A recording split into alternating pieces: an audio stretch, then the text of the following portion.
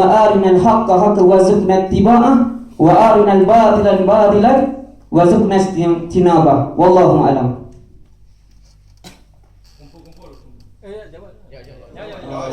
Saudara Saifuddin. Saiful Saya tak nak ulang berhubung dengan soal Sri Temik dan sebagainya, sebab itu quote in quote itu kena bertanggungjawab, sebab saya ambil itu sebagai quotation daripada penulisan saya. So bagi saya tulis secara akademik, bila kita sandar benda tu, tulisan saya tulisan kini kena bertanggungjawab. Quote and quote saya tak akan jawab, sebab quote and quote itu ialah direct kepada apa yang saya quote. Jadi semua kedua-dua persoalan tadi adalah benda tu quote and quote. Saya tak bertanggungjawab. Kalau tapis seperti mana kata nak buat sebuah PhD, mana buku ni tak siap. Sebab buku ni bukan akademik, bukan tesis. Bukan tesis. Jadi untuk nak menjawab benda ni, saya rasa elok orang lain buat jawab secara tesis. Okey.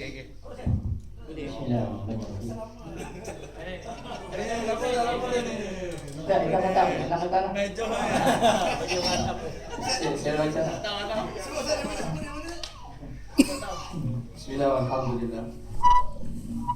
Allahumma inna na'udzubika min 'adzabil qabri wa min fitnatil mahya wal mamat wa min fitnatil masiihid dajjal. Ya Allah Tuhan kami mohon perlindungan. Mohon perlindungan darimu ya Allah daripada fitnah kehidupan, yakni fitnah di waktu kami masih hidup, dan fitnah kematian, yakni fitnah apabila kami sudah mati. Wa min fitnatil masiihid dajjal, dan kami mohon perlindungan darimu ya Allah daripada fitnah dajjal yang bermata satu yang cuba mengelirukan orang. Assalamualaikum warahmatullahi taala wabarakatuh. Nama saya Muhammad Syakir bin Hussein. Saya peminat MSO. Sebab sahabat saya ada seorang idola saya, dia pun MSO, Dr. Muhammad Syukri Omar. Jadi saya ringkaskan, dan saya pun mengharapkan supaya MSO pun boleh menjawab dengan ringkas, seperti mana saya cuba ringkas habis ringkas ini. Soalan yang pertama saya berkaitan dengan buku. Tajuk buku MSO ialah Kejatuhan Kerajaan Paskudam. Jadi saya mengambil, saya baca buku, dan saya pun ada yang saya tak faham, ada yang saya faham, dan saya cuba dapat kepahaman pada hari ini insya-Allah. Tapi apabila saya tengok penjelasan tadi, penjelasan yang MSO beri, saya semakin bertambah tak faham. Sebab mungkin dia adalah satu analisis yang tak dapat dikemukakan dengan bukti dan fakta. Ataupun saya lebih lagi bertambah keliru hari ini apabila MSO sendiri mengaku bahawa kalau fakta itu tak betul, saya betul kan? Sedangkan buku itu sudah diedar, sudah dijual, bahkan dah habis pun nak kena beli pula. Jadi saya rasa tertanya-tanya di atas tanggungjawab sebagai seorang akademik yang kata kita ada satu etika untuk menulis. Dan apapun Nabi SAW sebut kata bil mar'i kadhib ayu hadis bi kulli masami'. Hadis riwayat Muslim, hadis ni sahih untuk peringatkan diri sama. Memadai kata bil mar'i kadhiba. Memadai kamu boleh menjadi seorang yang berdusta di sisi Allah Ta'ala jika sekiranya kamu menceritakan, kamu menulis, kamu khabarkan benda yang kamu hanya dengar daripada tepi jalan tanpa usul kaisar dan fakta. Ini hadis sahih riwayat Imam Muslim. Jadi saya melihat etika menulis kita kena mengambil kira soal syurga dan neraka, kena mengambil kira soal dosa dan pahala. Kalau sekiranya persepsi ini salah dan dia adalah satu fitnah yang tak mampu dijawab oleh mangsa yang dituduh kerana dia sudah berada di dalam kubur, maka kalau perkara ini fitnah, adakah kita bersedia untuk berhadapan dengan Allah Ta'ala dengan perkara ini, ataupun kita minta maaf di dalam kubur ni?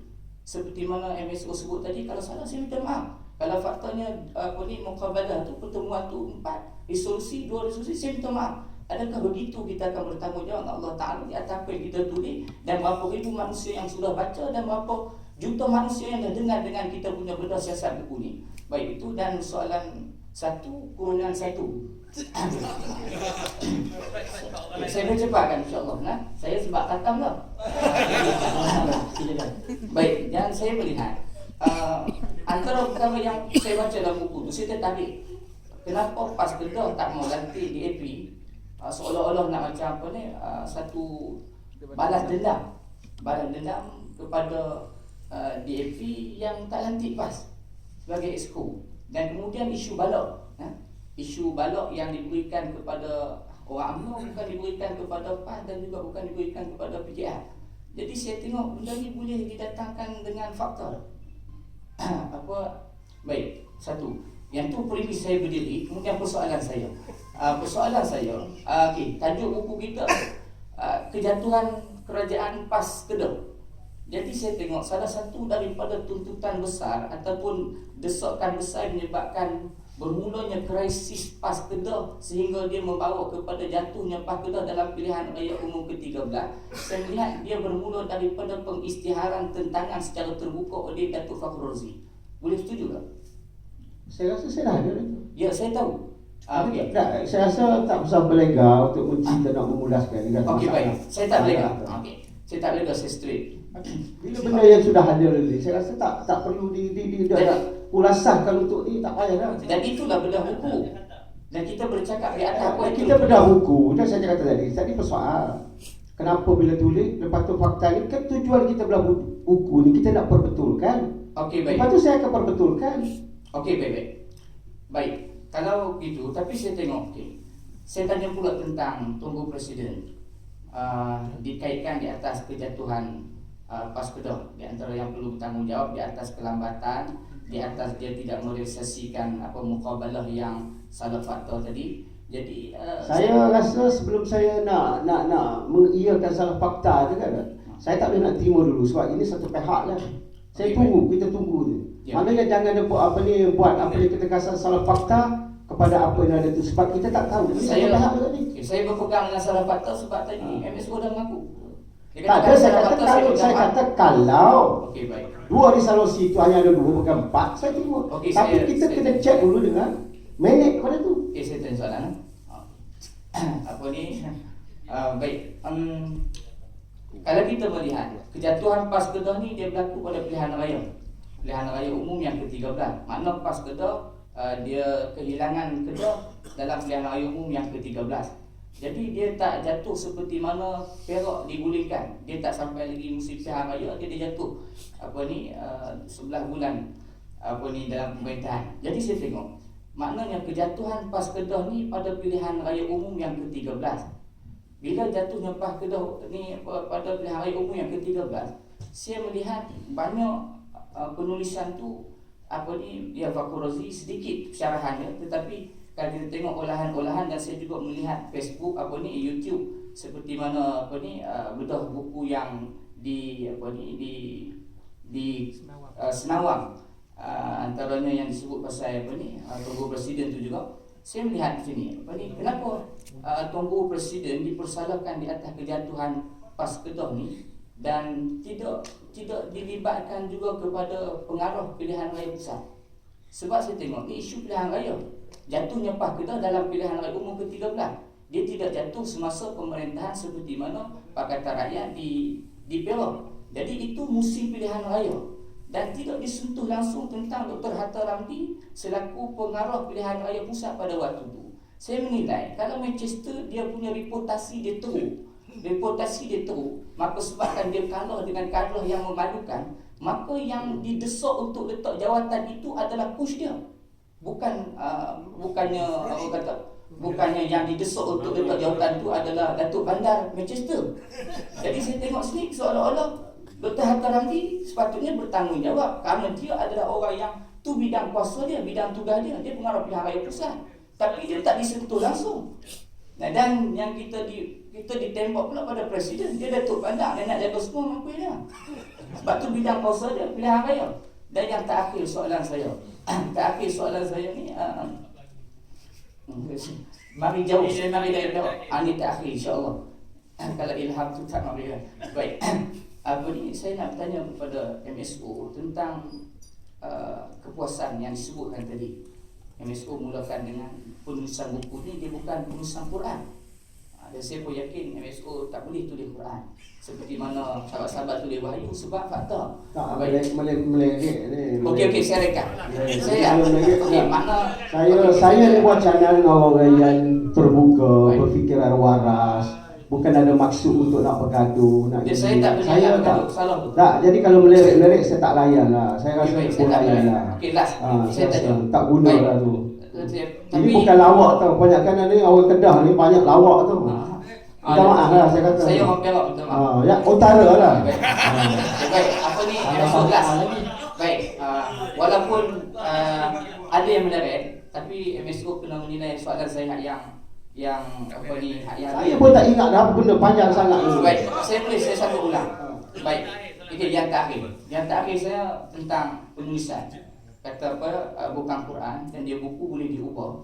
Jadi saya ingat kalau dia boleh diubah, tapi kalau kita dapati perkara tu terlalu banyak distraktor, benda-benda hak yang gangguan-gangguan hak yang boleh menimbulkan tanda tanya dan dia dipersoalkan dulu semula tanda fakta dia, maka saya rasa perkara ni kalau dia boleh diubah, maka dia boleh ditolak sebagai satu buku yang boleh dijadikan sebagai bahan analisis untuk politik.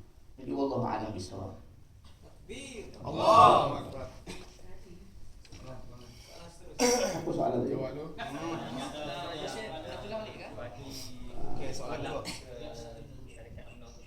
Ada tak saya sebut bagi balak kepada UMNO?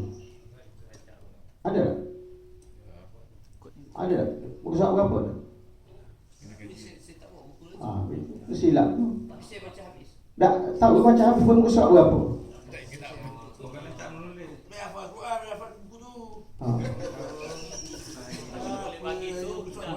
Mudah lah, ada tak? Dr. Hatta Ramli, dia segini presiden, dia presiden, dia kena bertanggungjawab pada parti dia. Bukan soal pengaruh pilihan raya. Sebagai presiden, apa ni Tok Gua Haji Adik adalah presiden, dia kena bertanggungjawab. Itu yang saya lihat sebagai soal betul, dia kena bertanggungjawab. Bukan pada soal Datuk Pandang ke apa ini. Dia wajib kena bertanggungjawab. Saya melihat ini bukan saja di Kedah, di Terengganu. Tidak ada satu postmortem secara umum yang dibuat kenapa Terengganu terjatuh. Dan seolah-olah presiden tidak ada tanggungjawab dia untuk nak menjelaskan kepada rakyat, kepada pengikut-pengikut, kepada pengundi-pengundi. Itu dia kena bertanggungjawab.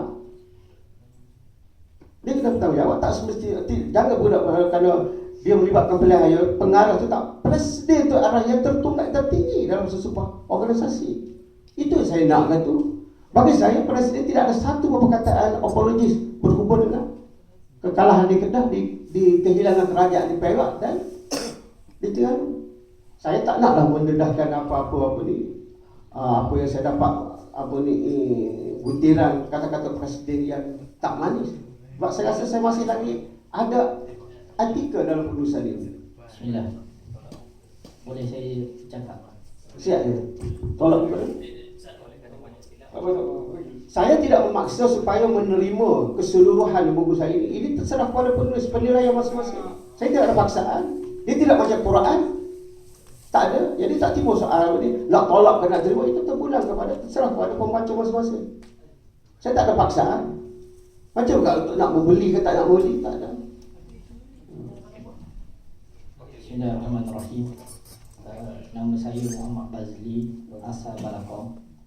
Orang dekat sini ya. Saya bukan nak tanya satu soalan. Saya nak sebutkan apa yang Tuan MSO sebut pada awal forum tadi mengenai etika penulisan. Sebagai seorang penulis kena ada etika. Dan MSO sebut juga pasal tanggungjawab seorang presiden. Bagi saya, jawapan yang saudara MSO bagi, saya tulis kemudian kalau tak betul saya betulkan, itu satu jawapan yang tidak bertanggungjawab. Sebagai seorang penulis tidak bertanggungjawab. Bahkan penulis berkuasa penuh bertanggungjawab terhadap penulisan dia. Jawapan yang tidak bertanggungjawab bila okey tak apa, salah saya betulkan. Ini jawapan orang yang tak bertanggungjawab dan melanggar etika penulis. Bertentangan dengan etika penulis. Kalaulah kita bertanggungjawab sebagaimana saudara MSO mendesak presiden bertanggungjawab terhadap seluruh parti dia, macam tu juga MSO kena bertanggungjawab terhadap seluruh penulisan dia. Tapi apa yang berlaku hari ini? Persoalan saya nak MSO jawab. Adakah MSO akan tarik balik buku ini sebagaimana yang disarankan oleh Pak Cik? Tadi sebab saranan MSO tak nak jawab. Sekarang persoalan, adakah saudara MSO akan tarik balik kerana berlakunya kesilapan yang tidak bertanggungjawab, ataupun saudara akan kekalkan buku yang salah ini di pasaran dan menyebabkan saham dosa dan pahala itu berterusan? Biarlah saya berdosa, saya bertanggungjawab, saya tak akan tarik balik apa saya tulis. Itu saya. Saya adalah saya. Artikel apa? Saya buka ni untuk diperbaiki. Itulah artikel saya. Tipu. Kita baca yang kemudian kita betulkan yang dikatakan tipu. Yang katakan tipu adalah saudara. Saudara kata dalam persepsi saudara. Okey. Saya harap Tuan MSO boleh minum air dulu, bertenang sikit. Sebab kita banyak soalan. Sebab kita datang sini memang kita nak terbuka. Jadi kalau buku tu salah, kita minta diperbaiki. Bukan salah pun. Iyalah, saya bersedia membaiki. Okey, yang pertama, tetapi bukan semua yang disuruh tu memaksa saya tak. Saya tak boleh terima. Saya kena buat kajian dulu. Okey, kajian. Tapi sebelum tulis buku pun buat kajian dulu patutnya. Okay. Jadi soalan saya, daripada 36 kursi dekat Kedah, ya, kita nak main fakta, kita fakta. PAS 24, PKR 12. Daripada 12 kursi PKR tu, dia bagi DAP satu, iaitu kota Darul Aman. Lepas tu kursi tradisi DAP di Dun Derga bertembung 3 penjuru, PKR, DAP dan gerakan. Siapa yang menang? Gerakan yang menang. Salah PAS juga. Itu salah siapa? Kan? Salah PKR. Kegagalan DAP jadi exco dan dapat kursi mereka kerana PKR tak bagi, bukan salah PAS. PKR yang tak nak bagi DAP jadi exco. Kemudian bukan salah Ustaz Azizan. Itu kita nak bagi betul. Kemudian pengurusi perundingan pembahagian kursi PAS Kedah. Siapa tahu saya? Pengurusi perundingan pembahagian kursi PAS Kedah. Siapa lagi kalau bukan Fakrul Razik? Jadi dapat sumber pun salah, tuan pun salah. Kan? Jadi bukan salah presiden, sebab isu urusan negeri PKR tamak mahu semua walaupun dia ada hubungan dengan DAP kerana Chong Kee Yan bekas esko kerajaan BN dari gerakan masuk PKR dan minta jadi calon di Derga. Dia ni asal calon BN, masuk PKR nak jadi calon. Kemudian maka bertemu lagi ke penjuru. Maka dua-dua kalah, gerakan yang menang. Inilah fakta yang sebenarnya. Fakta ni tak masuk. Kan? Gerakan menang dan MSO jangan pusing sejarah ni dan salahkan PAS Kedah. Jadi salah Anwar ada kat sini. Salah DAP ada kat sini. Salah bekas calon BN ada kat sini. Ya, jadi salah PAS semua dah letak buku salah. Itu kita belat. Kan? Jika sebelah gaduh, jika sebelah kena gaduh. Kemudian kalau nak salahkan PAS, kenapa tak tanya sendiri siapa ketua perundingan kerusi PAS? Itu pasal DAP tadi. Yang kedua kita nak tanya pasal Bukit Selangor Move. Kalau MSO kaji dengan detail, kan? Macam mana? Dia bukan Kajang Move saja, dia bukan Behram Move, dia Bukit Selangor Move saja. Atau mengabuk ni, mabuk ketum ni. Kan?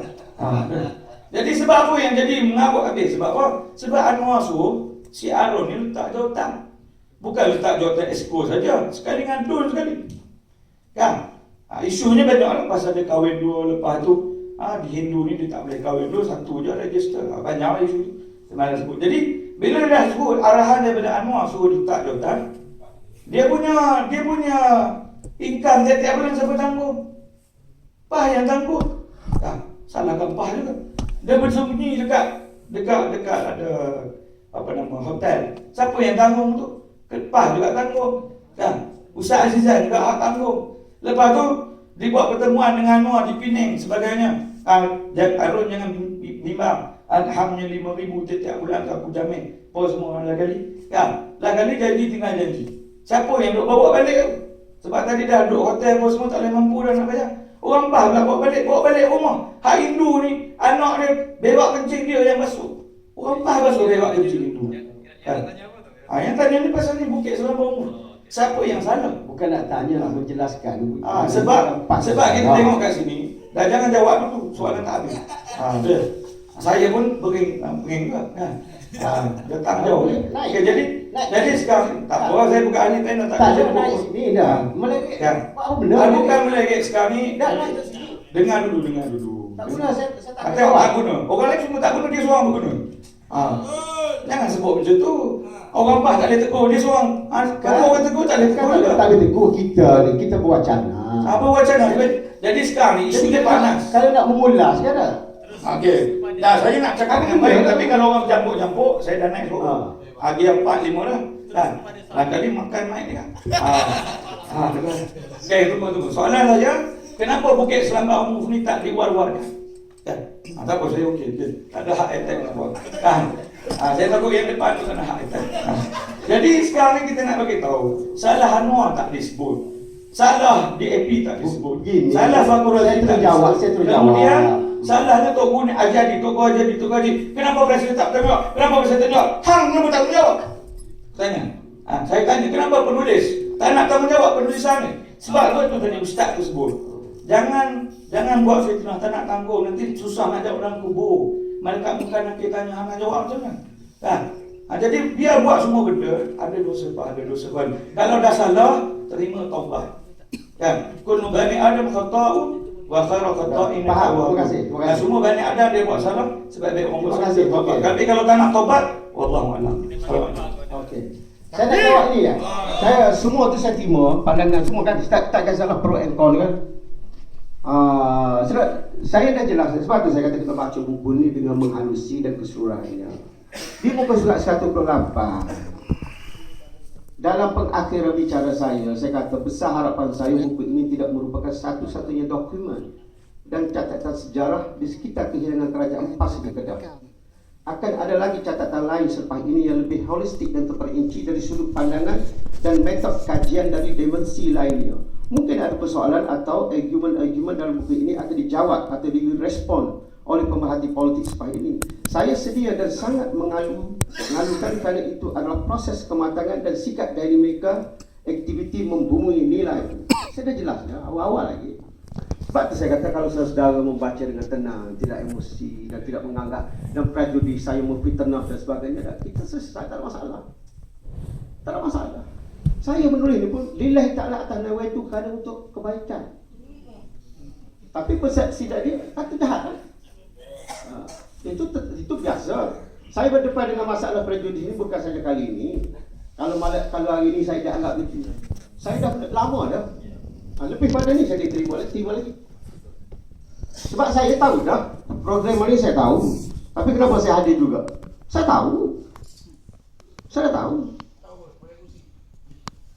Dan suasana malam ni saya tahu. Tapi saya hadir kerana saya nak itulah bertanggungjawab. Kalau boleh kita setuju yang terakhir, boleh? Yang terakhir. Tak nak balik ke? Okey, soalan. Bismillahirrahmanirrahim. Assalamualaikum warahmatullahi wabarakatuh. Secara ringkas, saya cuma nak tahu sebab saya mengikuti Facebook. Nama. Saya Muhammad Syukri Omar, MSO juga. Jadi saya mengikuti blog MSO ni daripada awal lagi. Daripada waktu dia marah Husam Musa, baju petok dan sebagainya. Cuma saya nak ambil secara ringkas fakta berkaitan tentang memorandum yang dibawa oleh Tuan Guru Haji Abdul Rahim untuk digugurkan Ustaz Azizan daripada menjadi Pesuruhjaya. Dari mana MSO dapat memorandum itu supaya kita tidak mencurigai bukti yang jelas itu? Boleh jadi ada orang lain tulis sebagainya. Bolehkah saya dapat maklumat secara jujur daripada MSO, daripada bukti tersebut diambil supaya kita absah dengan bukti tadi, insyaAllah. Assalamualaikum. Saya seperti yang saya jelaskan dalam bab berjumpa dengan Tuan Rahim, dalam bab yang mengapa ulama marah pada Ustaz Azizan ada. Jadi semua maklumat berhubung dengan ulama PAS waktu dipimpin oleh beliau, saya mendapat maklumat direct daripada dia. Dokumen orang lain bagi. Dokumen orang lain bagi. Tapi senario penyerahan surat itu dia menceritakan kepada saya. Tapi saya dengan mengambil keputusan, bila senario itu diceritakan begitu, saya menganggap dokumen inilah yang dimaksudkan, yang diserahkan kepada Tuan Guru Presiden di Melaka. Maknanya kalau dokumen ini ditipu, dipalsukan, maka saya ditipu dan dipalsukan, dan maklumat yang baru mulai ini adalah satu pembetulan. Tapi perlu ditegaskan bahawa ini maklumat yang bakal baru mesti yang betul dan yang tepat. Sila. Nama. Assalamualaikum. Nama saya Mio Abdullah daripada Gombak. Banyak ataupun MSO hanya menyebut bertemu ramah ataupun mengambil maklumat daripada pimpinan-pimpinan PAS Kedah. Soalan saya, adakah MSO pernah mengambil maklumat daripada dua wajah yang berada di atas banner di belakang sana? Kerana mereka lah yang paling rapat dan banyak sekali mengetahui tentang perihal di Kedah. Itu soalan saya. Wallahualam. Saya tak ketemu dengan mereka berdua. Siapa ni? Sanusi. Saya tak ketemu. Sebab kenapa tak ketemu? Pertama sekali saya tak ada kontak dengan dia, dan saya disuruh, tetapi saya rasa tidak perlu untuk bertemu dengan dia mendapat apa yang saya nak ketahui. Tapi apabila dia menjawab tulisan saya dalam Facebook dan sebagainya, saya menanti dia menjawab dalam bentuk buku sebagai membalas.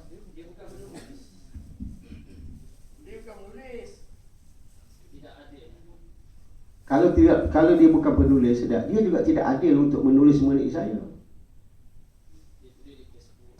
Penulis tak adil.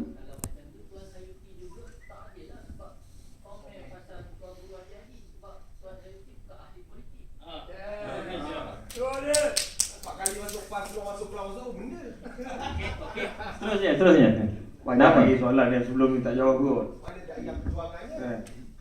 Nak dekat pukul 9 ni nak berhenti bawah. Bismillahirrahmanirrahim. Assalamualaikum warahmatullahi wabarakatuh.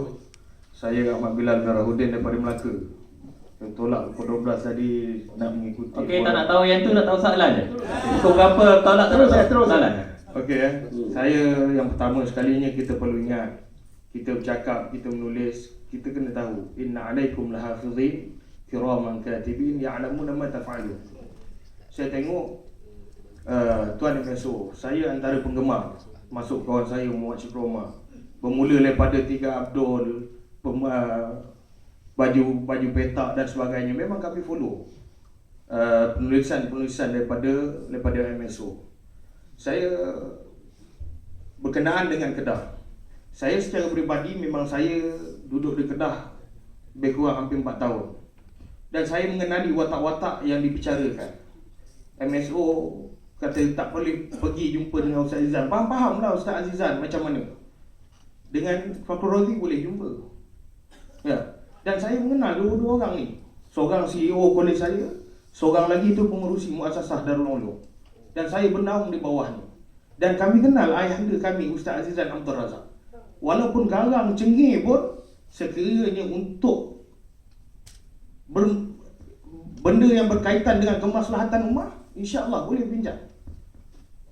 Kalau kita lihat di kediaman dia, bagaimana masyarakat kampung boleh duduk sekali dengan dia petang-petang, duduk dalam maktabah dia.